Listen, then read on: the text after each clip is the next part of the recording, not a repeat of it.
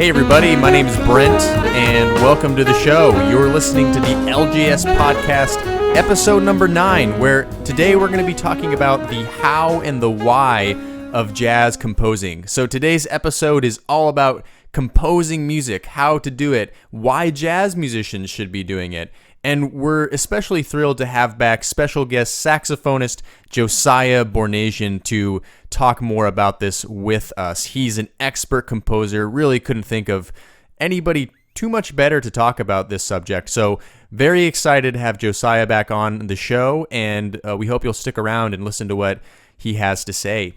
But before we get started today, I just want to say that all of the music on today's show is by our guest, Josiah Bornasian. It's off of his album Intersection. So if you like the music, want to maybe buy the album, go ahead and head on over to his website. It's josiahbornasian.com. You can find his CD for sale there. And if you're listening to this podcast on the website, we'll have a link to his website in the show notes.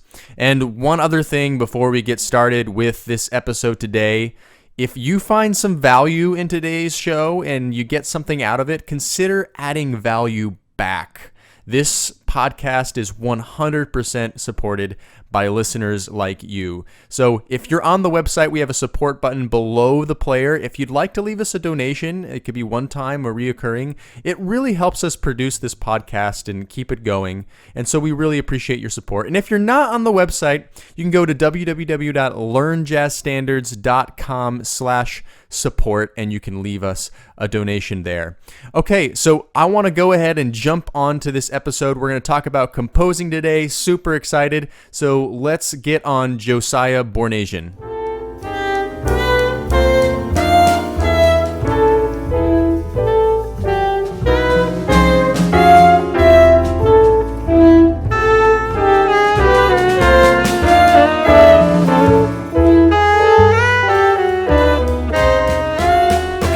Welcoming back on the show today, Josiah Bornasian, saxophonist Josiah Bornasian. We're happy to have you back on the show, Josiah. My pleasure. Thanks for having me back. Okay, so today I want to talk to you about something that I think a lot of people have questions about, which is composition. You know, how to compose, why jazz musicians should compose. I mean, I think there's a lot of things we can touch on, but composition is kind of one of those things that, some people wonder how to do. They might find that they have writer's block. They don't know how to get past that. They don't even know where to start. There's so many things we could talk about. So you're a huge composer. You do a lot of composing. So I really can't think of too many more people that better to ask about this. Your music is amazing. So happy to have you on to talk about these things. I want to start with just a very simple question. Why should jazz improvisers compose at all?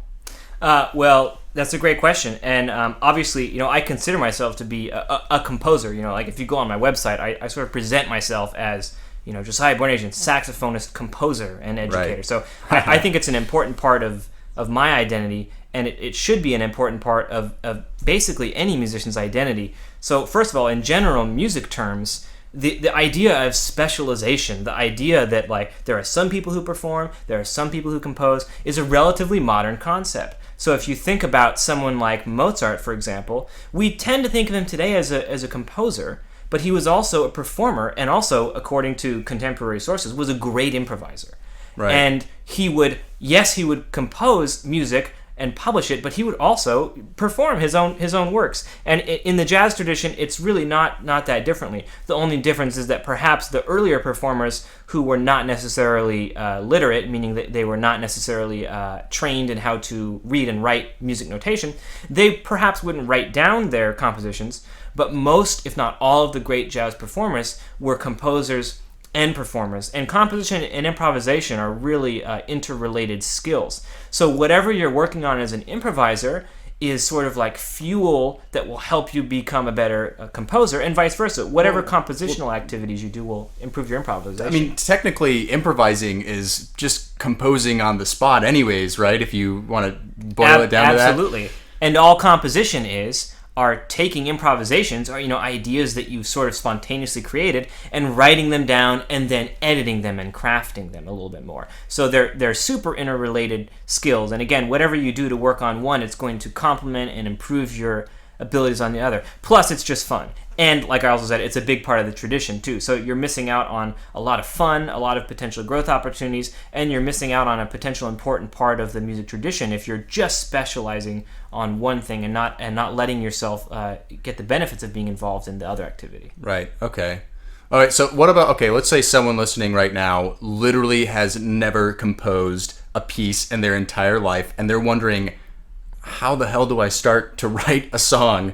What would you go back there for a second and let's answer that question. Where do we start when we're going to compose a piece of music? That's a great question. And, I think about this a lot. And, I'm somebody who, I've been fortunate enough that, I have a master's degree in music, which has involved a lot of composition. I've studied with jazz composers, classical composers. I've published and written, for everything from solo saxophone to electronic music to jazz big band to jazz combo to even orchestral music that's been performed in Turkey.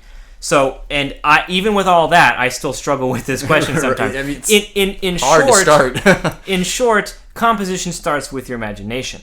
So the first thing is just to have courage. Don't be afraid to just try something. Write it down. Get something from your imagination on paper. Now, obviously, in order to do that, you need to have a few basic musical skills. You need to know your instrument well enough to kind of pick out in sound what you're hearing in your imagination. So make sure you have your basics covered. Make sure you know basic scale chord theory. Make sure you know a little bit about basic music notation. But it starts with your imagination. And if you're really, really having problems, then sometimes it might seem counterintuitive or it might seem like a paradox. But sometimes starting with composition as an exercise or starting with strict restrictions can give you much better results than starting with nothing to base your composition on. It's sort of like the vastness of the possibilities of, I could write anything that prevents you from writing anything. Right. So I would recommend starting with something simple, short, and pretty clearly defined. So a good place to start would be a 12-bar blues. So just pick a key, pick a key you're comfortable with, and start. And just like with improvisation, it's often really best to start with imitation. So why not pick a blues head that you already like, or if you want to make it a little more general, pick a composer, a jazz composer that you like, and try to write a simple 12-bar blues melody in that style. So, I'm a big fan of Duke Ellington, so maybe I'll listen to some of Duke Ellington's compositions and say, okay, I'm going to try and write a 12-bar blues head in the style of Duke Ellington. Challenge of the week. There you go. Write a blues head and send it in to us. That's what you need to do. That's a great challenge. Go for it. And that process in and of itself involves a lot of things. So again, you got to be brave. You got to do your homework. You got to make sure you listen to some music. You got to make sure you know the basics of what a 12-bar blues form is. And then just go for it. And part of it is just kind of turning off that voice in your head of constant judgment and constant fury that might be preventing you from putting your ideas down on paper. And then the other thing is to do it a lot. So, one of the things that I think is really helpful is it's better to just, compose 8 bars a day, every day, even if you write it down and throw it in the trash, or throw it in a desk drawer, or throw it in a notebook and never look at it again. It's an important thing to just get your ideas down. And it doesn't have to be elaborate. Composing can simply be writing 8 bars of a melody or writing 8 bars of a rhythm that you think is cool. So I keep like a musical notebook. And, sometimes I'll be riding on the train or I'll be on a plane traveling, or even I'm just sitting at home, or maybe I'll go for a jog and I have an idea. I'll come down and I'll write down ideas. And a lot of times it just starts as fragments. And this is a common thing too. Beethoven, for example, used to go on long walks, and he'd take musical notation with him and work out his ideas on these long walks. So, I'll keep like one section of my notebook is rhythmic ideas, and it could be like a cool polyrhythm that I heard or I imagined, or just like a rhythm that popped into my head that I think is cool that I could use somewhere. It could be harmonic ideas. So if I'm sitting at the piano and I'm just kind of fiddling around with melodies and chords, and I come across something I like, I'll write it down. So do it every day. It's okay to do it in small chunks. It's okay to write things and never use them.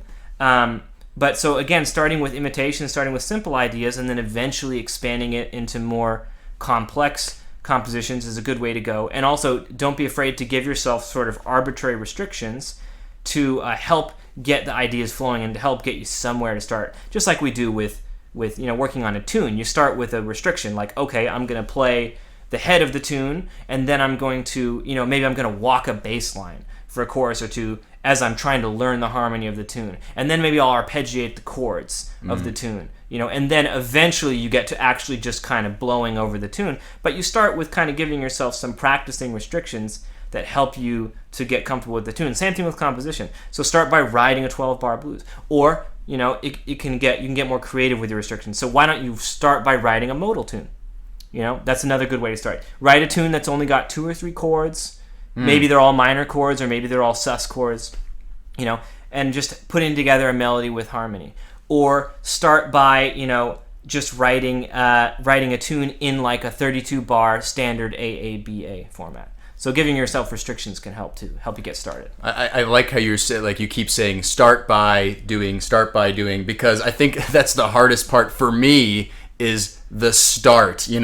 Just start doing it, and not be afraid of what's going to come out. That's easily my biggest problem with composing is I'll start, I won't even start writing a piece, and then when I do start a piece, I'll throw it. I'll be, that's not exactly what I wanted. That's not amazing. But I think the eye-opening thing about what you're saying is, it's not about writing a piece that's going to change your life or somebody else's life. It's about practicing writing.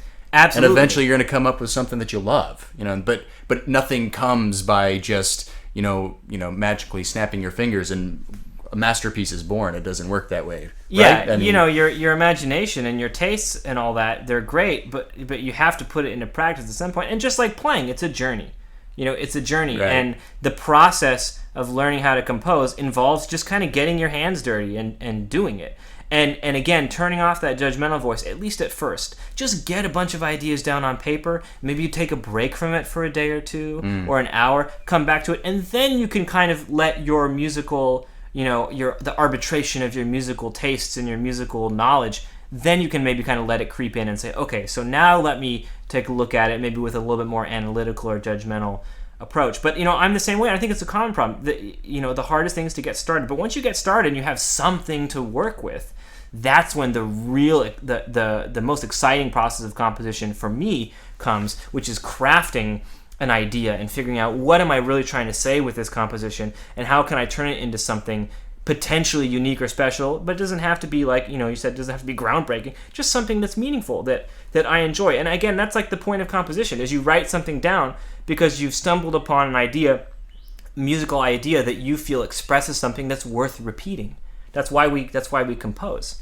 So, make it part of your musical practice to just compose. And again, it doesn't have to be a high stakes thing, just low stakes. Write down 8 bars of this or that, once a day or once every couple days. File it in a drawer. Maybe you'll use it, maybe you won't. Doesn't matter.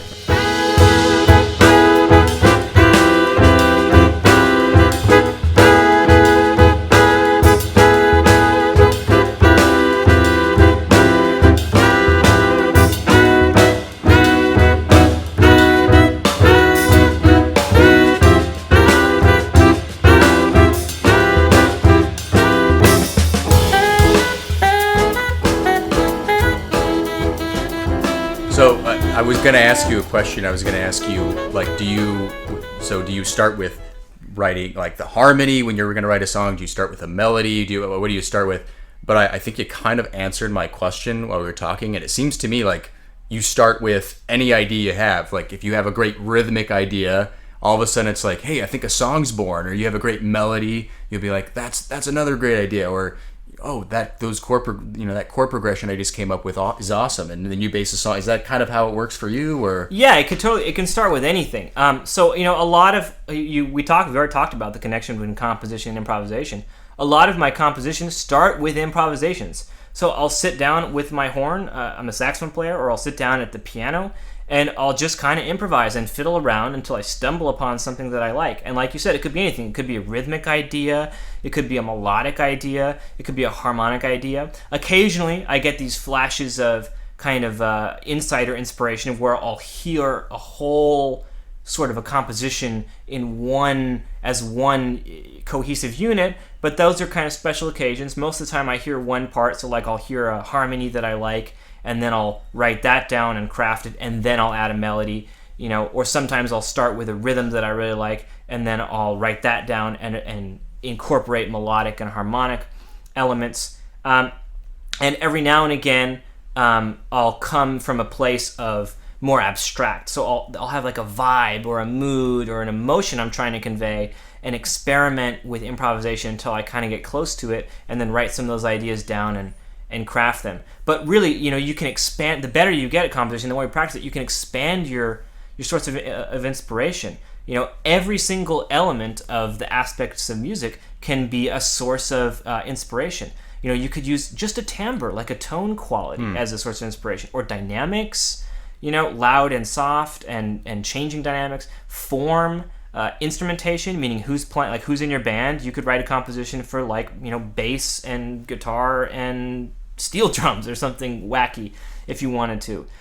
Orchestration, that's one thing that a lot of people don't think about. In jazz we have this deep tradition, and the tradition is important to know and respect, but we can also innovate with it. Why do the horn players always have to play the melody? I've written tunes where, like on the A section, the bass plays the melody. Just kind of flip the ensemble upside down. Why does the bass just have to keep time and the horns play melodies? Why not have the horns lay out, or why not have the horns play a background figure and give the bass the melody? So orchestration is important. Orchestration is basically, who's playing what when. Meter and rhythmic feel. Are you going to write a tune? Does it even have a meter? Is it going to be an odd meter? Are you going to do like a straight eighth or a swing? And then obviously melody and harmony and style, and even things like ornamentation can come into it. But so every one of those aspects of music are a place for you to explore, and a potential place for innovation and inspiration. Right.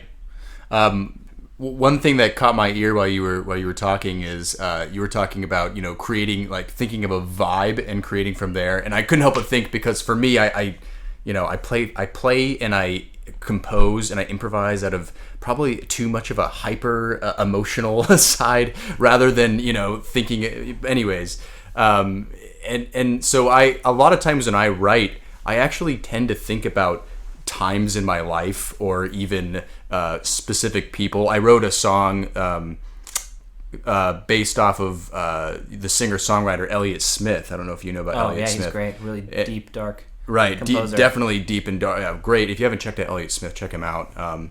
He's no longer with us, but was an incredible singer-songwriter. And, one time I was listening to a lot of Elliott Smith, and I just started writing the song that really felt like Elliott Smith. And then I was like, wait a second, this feels like Elliott Smith. And then I kept going with it and developing that. That's definitely an interesting way to approach it as well, composing just from that kind of feels level, Yeah, and you can counterbalance that with a more intellectual approach. Right. So, going back to the idea of composition as like something that you do in your daily practice, it can directly aid your practicing. So, for example, I tend to write a lot of things that are in odd meters or mixed meters, and it's just because that's the way I tend to hear phrases. But, like, let's say you want to start checking out, like odd meters, and you never played in 7. Well, one of the great ways to start your exploration of how do I practice playing in 7 is to write a tune. Write a tune in 7/4. And practice improvising over it. And then also, as you're writing the tune, you can write specific 7/4 rhythmic ideas, build them into the tune, and that'll kind of give you a way to practice playing in 7/4 in different stages. First is conceptualizing it, all different ways you can break up 7/4. You can think of it as like 3+4, or 4+3, or 2+2+3, and so on and so forth. Right. So you can use composition as a tool to aid your practicing, just like we talked about in the free improvisation podcast, where we talked about you can focus on isolating one aspect of music making and make that kind of the theme of your free improvisation. You can do the same thing with composition. So if you want to practice playing over altered chords, why don't you write a tune that has altered chords? And so you're kind of slowing down the improvisation process by composing. You're thinking about, how do I voice an altered chord? How do I compose a melody over an altered chord? How do I incorporate rhythmic interest and variety into it? So, and then you can also go to extreme and say, well, why does it even have to have chords in it at all? For example. Right. And rhythm, you talked about rhythm too, being a focal part, which I think is something that a lot of people do not think about when they're composing, is rhythmic ideas. And that's something you do really well in your compositions. If you check out his music, he has a lot of rhythm going on in there. And so that's definitely something maybe that's a challenge as well, is to try writing a song just thinking about a rhythmic idea. And that's something I haven't really done. I think that's something a lot of us could do. A lot of times in Western culture, we don't think about rhythms enough. We think too much about melody and harmony. And sometimes rhythm is the greatest place we can start with, Absolutely, and you just hit on a good point, which is it's kind of a Western obsession. If you listen to Indian classical music from India, like Hindustani music, there basically is no harmony. There's just a drone playing what we would call, like a 1 and a 5, like a tonic and a dominant or something like that. And then there's a lot of complex melodies and pitch bending, but a huge rhythmic element too. And so you can get inspiration for your compositions from music from other cultures. I listen to a lot of West African music. I come from an Armenian ethnic background, so I grew up listening to some Armenian music. Eastern European music, like Bulgarian music, is particularly rhythmically interesting. They have a lot of stuff in 11/8 and 7/8 and 10/8. And then listening to music from Asian cultures and Hindustani music again. So you can just conceptually try and approach composition from a different place than the traditional melody harmony form kind of a mindset. And then also, again, all of these ideas that we're talking about you can extend to your improvisation as well.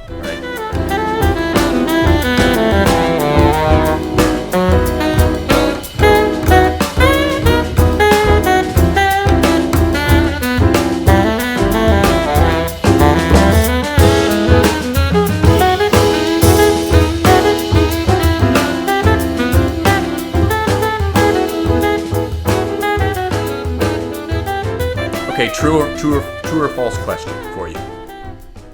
Any chord can follow any chord when you're composing. Well, that's kind of a trick question because in the biggest picture, in the biggest scheme of things, yes, you can do anything you want. But it's really important to keep in mind context, and this is why I recommend starting with imitation. Because, there are things that work better or they work not as well given the context. So if you have a clear goal, and especially if you guys ever get hired with a commission and it has specific guidelines. Oh yeah. Like let's say, I've been hired to do a commission to do some jazz arrangements for a Turkish composer. And so there were some restrictions, and the main restrictions were that I had this guy's melodies that I had to work with. So, you never know when you're going to be in a situation where you have an outside restriction. So it's important to know the basic language of some basic styles, and that involves knowing context. So if you want to write a blues, you've got to know what the form of a blues is. You've got to know what the standard sort of historical vocabulary for a blues melody are. You've got to know what are some of the common blues substitutions, what are the common kind of rhythmic ideas and pitch bending ideas and ornamentation that people do over the blues. So in certain contexts, there are rules that are kind of general guidelines of common practice that people have done, and it's important to be aware of those rules. And again, it's not that you can't break the rules ever, and some of the most successful music is people stretching, if not flat out breaking rules.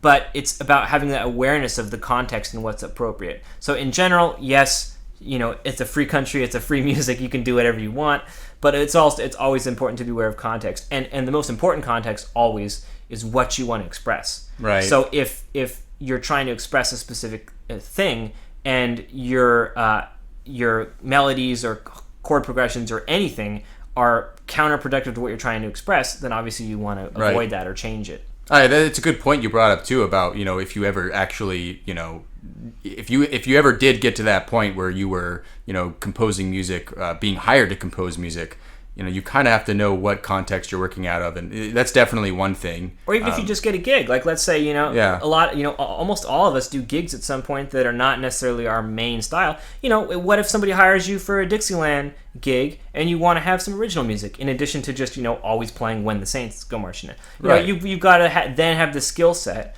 to write in Dixieland style. In that style, right. Yeah, that's a great point. I mean, I was Hal Leonard, the publication company, had me write a book for them, 500 jazz licks. It was a lot of licks, I mean, I didn't realize how challenging it was going to be at first, and because you are working under a very specific, kind of restrictions of you have to play. Make lines over these chord changes and these chords and blah blah blah, and I had to know how to do that and be prepared to do that. It's different than maybe writing an actual piece, but yeah, it's definitely. But the skills that you used and developed in order to do that are applied to the composition too. Absolutely. And so that's a great way to start too. Is again, take some 2/5s and improvise some licks and write them down. That's another simple example of a great first step to composition. Yeah. And I think for a lot of folks that may really know their jazz standards well, it could even be a great idea just to try writing a tune, a contrafact. Absolutely.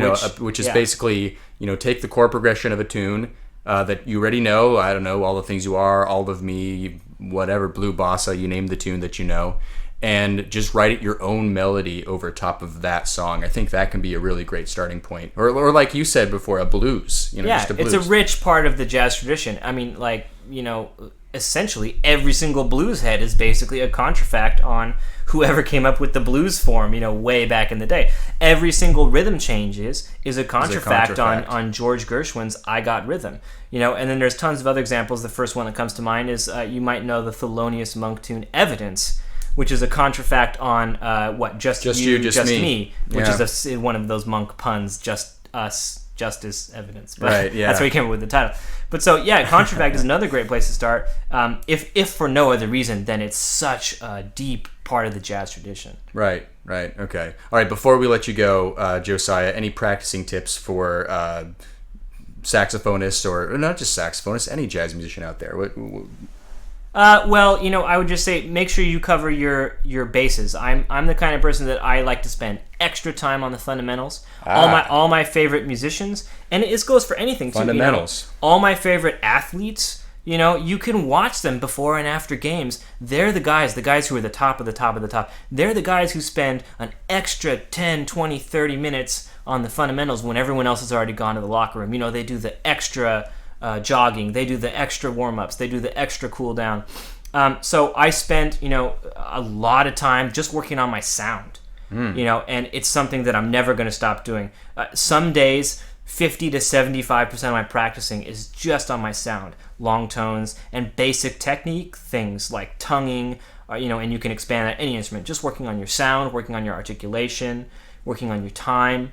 Again, we've mentioned a lot your ears. I'm a huge advocate of working on your ears, because if you've got good enough ears and you've got a good sound on your instrument and decent time, you're going to be able to sound great in any musical setting that you're in. And then, all these things we're talking about, just addressing all those basic elements of music.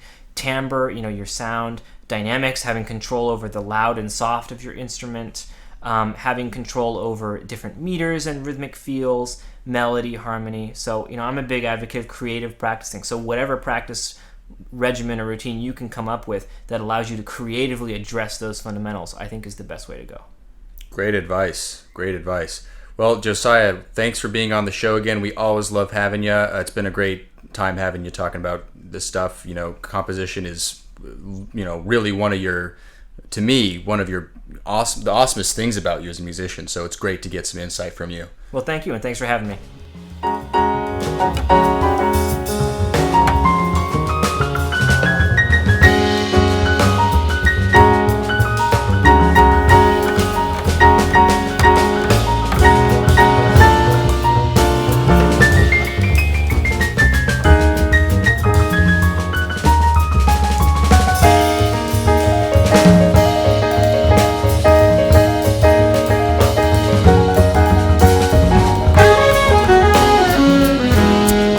And that's all for today's show. We want to thank you so much for joining us. We want to thank you for listening.